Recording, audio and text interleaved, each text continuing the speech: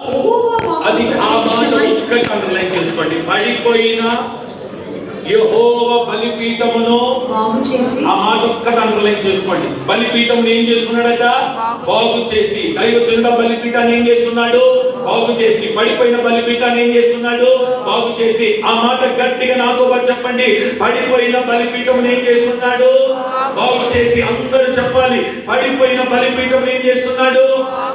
బాగు చేసి.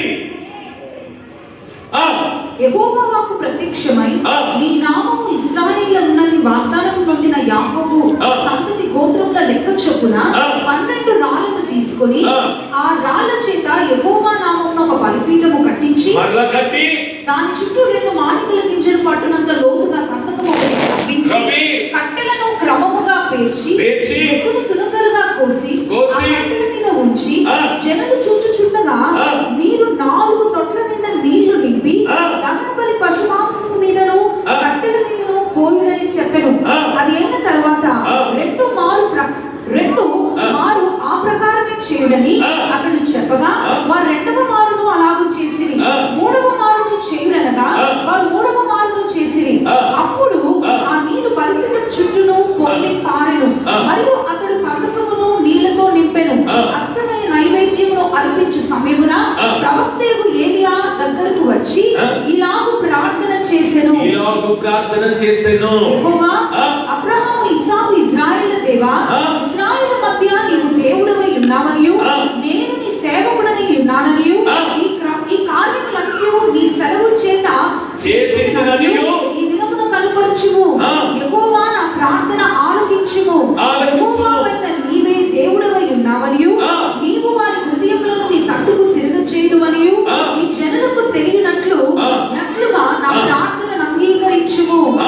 అతడు ఇలాగు ప్రార్థన చేయుచుండగా యెహోవా అగ్ని దిగి దహన బలి కొట్టు చప్పట్లు గట్టిగా దహన బలి పశువును కట్టెలను కొట్టండి రాళ్ళను బుక్కిని దహించి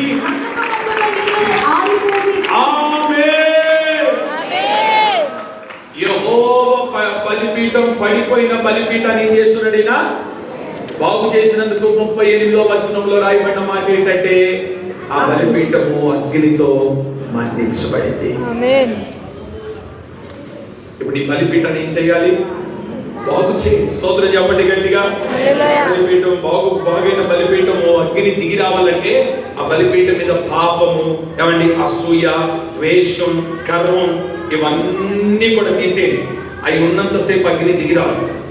గర్వం ఉన్నంతసేపు అగ్ని దిగిరాదు. అర్థమవుతుందా? కక్షలు ఉన్నంత వరకు అగ్ని దిగిరాదు. అసూయలు ఉన్నంత వరకు అగ్ని దిగిరాదు. గర్వం ఉన్నంత వరకు అగ్ని దిగిరాదు. దేవుడు నీకు ఏది ఇచ్చినా అది ఎవరిచ్చిందనంటే,